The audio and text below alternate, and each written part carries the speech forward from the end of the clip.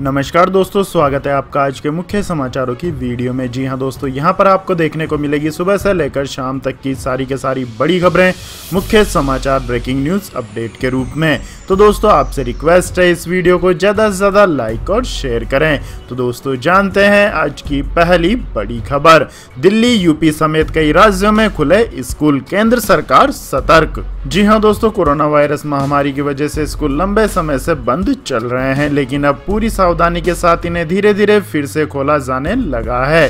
केंद्र सरकार भी स्कूल खोलने को लेकर सतर्कता बरत रही है। केंद्रीय शिक्षा मंत्री धर्मेंद्र प्रधान ने अपने विभाग के वरिष्ठ अधिकारियों के साथ देश भर में फिर से खुलने वाले स्कूलों की स्थिति की समीक्षा की। उन्होंने सितंबर माह तक स्कूलों में सभी टीचिंग और नॉन टीचिंग स्टाफ का टीकाकरण कराने के रोड मैप का भी जायजा लिया।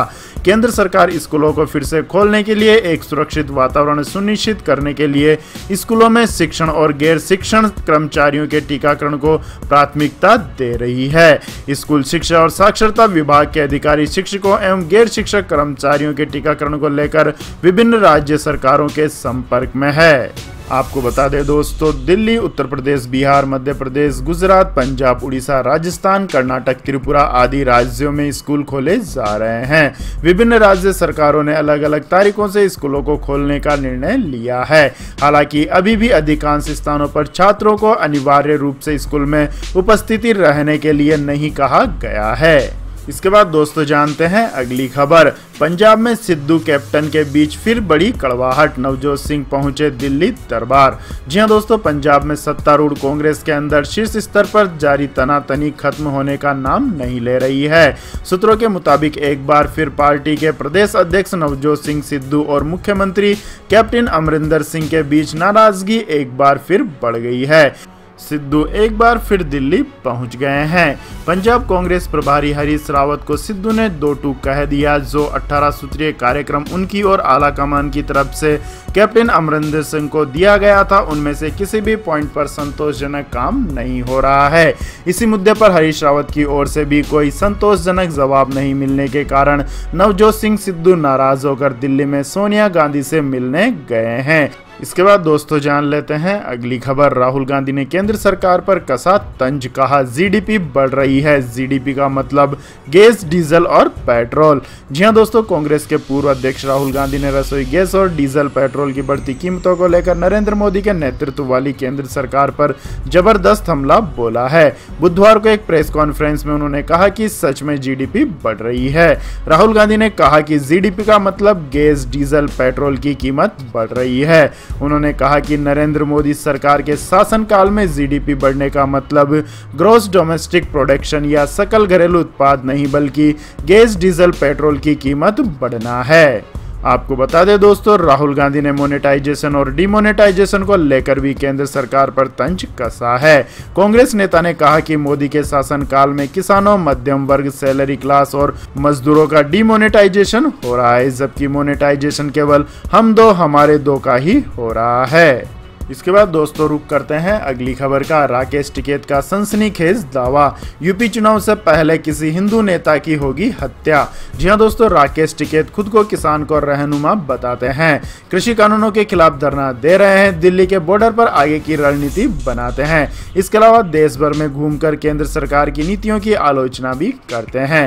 पहले कहा करते थे कि वो किसी पार्टी के विरोध में नहीं है, बल्कि सरकार की नीतियों के विरोध में है, लेकिन उनके लिए अब तो अंतर मिट चुका है। हरियाणा के हिसार में उन्होंने बीजेपी को सबसे खतरनाक पार्टी करार दिया, तो दूसरी तरफ यूपी चुनाव से पहले किसी हिंदू नेता की हत्या का सनसनीखेज दावा भी किया है। हरियाणा की रैली में उन्होंने कहा कि भारतीय जनता पार्टी इस समय की सबसे खतरनाक पार्टी है। किसान आंदोलन के समय हम सबको हिंदू और सिख में बांटने की कोशिश की गई और उसी तरह की कोशिश यूपी चुनाव से पहले की जाएगी। चुनाव को हिंदू मुसलमान बनाने की कोशिश की जाएगी। बीजेपी को पता है कि 2022 में उनकी स्थिति क्या होने वाली है। बड़ी बड़ी चालें चली जा रही हैं, हर एक को सतर्क रहने की जरूरत है। किसानों की हमदर्दी अब बीजेपी के साथ नहीं है और बीजेपी उसे समझ चुकी है, लिहाजा वो लोग किसी भी हद तक जा सकते हैं। तो दोस्तों आपके अनुसार राकेश टिकैत की बातों में कितनी सच्चाई है, कमेंट करके अपना रुख बताएं। इसके बाद दोस्तों जान लेते हैं अगली खबर। भारत में नहीं मिला कोरोना के नए वेरिएंट का मामला। दक्षिण अफ्रीका में C.1.2 बेहद संक्रामक टीका भी बेअसर। जी हां दोस्तों, दक्षिण अफ्रीका में मिले और अन्य कई देशों तक फैले कोरोना वायरस के नए वेरिएंट C.1.2 के खतरे के बीच केंद्रीय स्वास्थ्य मंत्रालय ने बुधवार को स्पष्ट किया है कि देश में अभी तक इस वेरिएंट का कोई भी मामला नहीं पाया गया है। इस वेरिएंट को बहुत ही संक्रामक बताया जा रहा है और टीके से पैदा प्रतिरक्षा तंत्र को भी यह चकमा दे रहा है। मंत्रालय ने यह भी कहा है कि देश में वायरस के ब्रेक थ्रू संक्रमण के मामले भी अपेक्षित संख्या के भीतर ही हैं। इसके बाद दोस्तों जान लेते हैं अगली खबर। गैस सिलेंडर की रेट में फिर हुआ 25 रुपए का इजाफा। 15 दिन में 50 रुपए हुआ महंगा। जी हां दोस्तों, आम आदमी को महीने के पहले दिन यानी 1 सितंबर को बड़ा झटका लगा है। सरकारी तेल कंपनियों ने एक बार फिर घरेलू रसोई गैस सिलेंडर के दाम 25 रुपए बढ़ा दिए। रसोई गैस के बढ़ते दामों ने लोगों के घर के बजट को बिगाड़ दिया है और इससे आम जनता काफी परेशान भी है। आपको बता दें दोस्तों, मात्र 15 दिन में ही गैर सब्सिडी वाले LPG सिलेंडर का दाम 50 रुपए बढ़ गया है। बिना सब्सिडी वाले 14.2 किलोग्राम गैस सिलेंडर की कीमत में 25 रुपए की बढ़ोतरी हुई है। वहीं 19 किलोग्राम कॉमर्शियल गैस सिलेंडर के दाम में 75 रुपए का इजाफा हुआ है। इस बढ़ोतरी के बाद दिल्ली में 14.2 किलोग्राम का LPG सिलेंडर 884.50 रुपए हो गया है, जबकि इससे पहले यह 859.50 रुपए का आया करता था। तो दोस्तों, सरकार जो LPG सिलेंडर के दाम निरंतर बढ़ा रही है, क्या ये उचित है? कमेंट करके अपना रुख बताएं। इसके बाद दोस्तों रुक करते हैं आज के मौसम अपडेट्स का। तो दोस्तों, आने वाले 24 घंटों के दौरान मध्य महाराष्ट्र, उत्तरी कोंकण और गोवा, गुजरात, दक्षिणी और दक्षिण पूर्व राजस्थान, उप हिमालय, पश्चिम बंगाल, सिक्किम, असम के कुछ हिस्सों, अंडमान और निकोबार द्वीप समूह और तेलंगाना और आंध्र प्रदेश के कुछ हिस्सों में हल्की से मध्यम बारिश के साथ साथ कुछ स्थानों पर भारी बारिश भी हो सकती है। वहीं पूर्वोत्तर भारत के बाकी हिस्सों, उत्तर प्रदेश, बिहार, झारखंड, छत्तीसगढ़, मध्य प्रदेश, तमिलनाडु, आंतरिक कर्नाटक, केरल, दक्षिणी कोंकण और गोवा, दिल्ली और NCR और उत्तराखंड के कुछ हिस्सों में हल्की से मध्यम बारिश के साथ साथ 1-2 स्थानों पर कुछ देर के लिए तेज बारिश भी हो सकती है। वहीं जम्मू कश्मीर, लद्दाख, उत्तर पश्चिम और पश्चिमी राजस्थान और लक्षद्वीप में हल्की बारिश होने की संभावना है। इसके बाद दोस्तों जान लेते हैं आज के सोने और चांदी के दाम। तो दोस्तों, सोने एवं चांदी की कीमतों में आज फिर गिरावट देखने को मिली। HDFC सिक्योरिटीज के मुताबिक सोने के दाम में 6 रुपए प्रति 10 ग्राम की गिरावट दर्ज की गई, जिससे सोने का मूल्य 46,123 रुपए प्रति 10 ग्राम रह गया है। वहीं बात करें दोस्तों चांदी की, तो चांदी की कीमत में 515 रुपए प्रति किलोग्राम की टूट देखने को मिली। इससे शहर में चांदी की कीमत 61,821 रुपए प्रति किलोग्राम रह गई है। इससे पिछले सत्र में चांदी की कीमत 62,336 रुपए प्रति किलोग्राम थी। इसके बाद दोस्तों जान लेते हैं अगली खबर। उत्तर भारत में वायु प्रदूषण का खतरा नहीं संभले तो 9 साल कम हो जाएगी जिंदगी।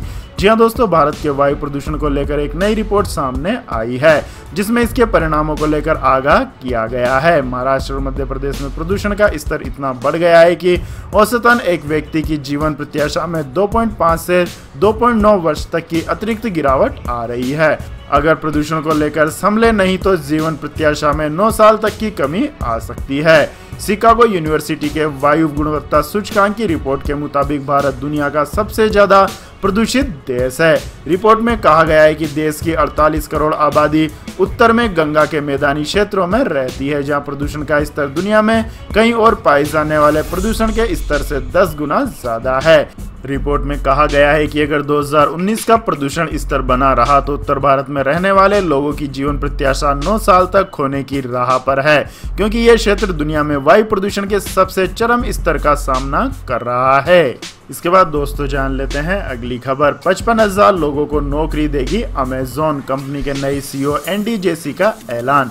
जी हां दोस्तों, दिग्गज ई-कॉमर्स प्लेटफॉर्म अमेजन बड़े स्तर पर लोगों की भर्ती करने जा रही है। कंपनी के नए CEO एंडी जेसी ने राइटर्स को बताया कि कंपनी आने वाले महीनों में वैश्विक स्तर पर कॉर्पोरेट और टेक्नोलॉजी रोल के लिए 55,000 लोगों को हायर करने की योजना बना रखी है।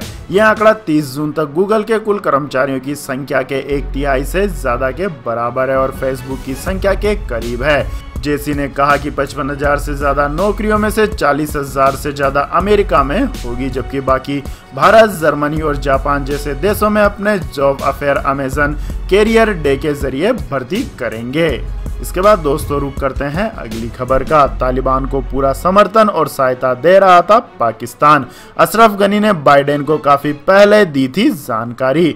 जी हां दोस्तों, अफगानिस्तान के खिलाफ लड़ाई में तालिबान अकेले नहीं था। अफगानिस्तान की सेना के खिलाफ योजना बनाने से लेकर साजो सामान पहुंचाने तक में पाकिस्तान उसकी पूरी मदद कर रहा था।